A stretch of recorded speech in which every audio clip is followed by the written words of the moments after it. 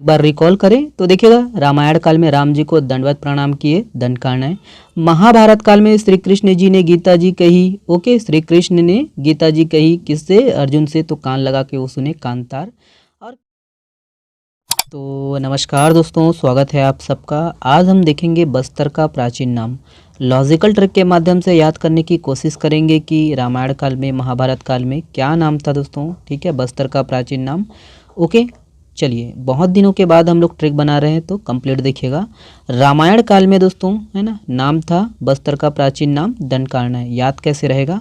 तो यहाँ पर राम जी को पकड़िए, है ना, रामायण में राम, और राम को हम लोग दंडवत प्रणाम करते हैं, ठीक है। तो इससे आप लॉजिकल ट्रिक के माध्यम से याद कर सकते हो दंडवत, ठीक है। अगर प्रश्न में पूछा जाएगा कि बस्तर का प्राचीन नाम रामायण काल में क्या था, तो वहाँ पर आप राम को देखेंगे तो ऑटोमेटिक आपके दिमाग में क्लिक करेगा कि राम जी है ना, राम को दंडवत प्रणाम करते हैं, तो दंडकारण्य है। ओके, उसी प्रकार आपका महाभारत काल में कांतार था। ओके, ठीक है, बस्तर का प्राचीन नाम कांतार। कैसे रिलेट करेंगे?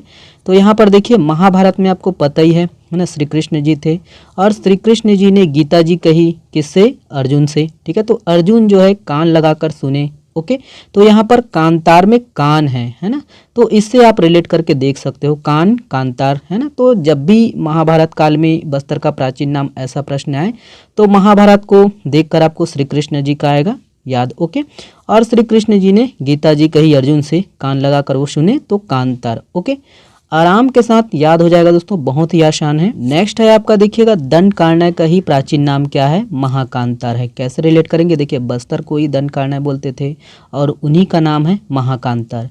और देखिए, जो दंडवत किसी को प्रणाम करते हैं, राम को प्रणाम करते हैं या किसी को दंडवत प्रणाम करते हैं, वो महान है, ठीक है। तो इससे आप रिलेट कर सकते हो महान, महाकांतार। ओके, नेक्स्ट है आपका, देखिए, छिंदक नागवंश। कैसे रिलेट करेंगे इसको? देखिए, इसको आसान है, इसका जो ट्रिक देखिए, यहाँ पर छिंदक नागवंश शासन काल में दोस्तों बस्तर का जो है प्राचीन नाम चक्रकोट या भ्रमरकोट था। दोनों में कोट है दोस्तों, देखिएगा, है ना, और यहाँ पर छिंदक में छिंद है। तो छिंद पत्ते का आपको पता ही है ना, बनाए जाते हैं कपड़े। ओके, है ना, तो छिंद पत्ते का हम लोग कोड बनाएं, ऐसा आप रिलेट करके देख सकते हो, ठीक है।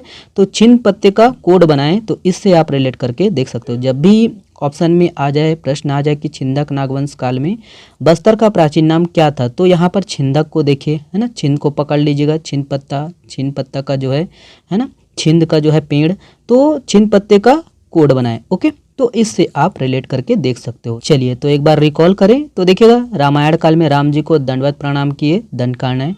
महाभारत काल में श्री कृष्ण जी ने गीता जी कही, ओके, श्री कृष्ण ने गीता जी कही किससे? अर्जुन से, तो कान लगा के वो सुने कांतार।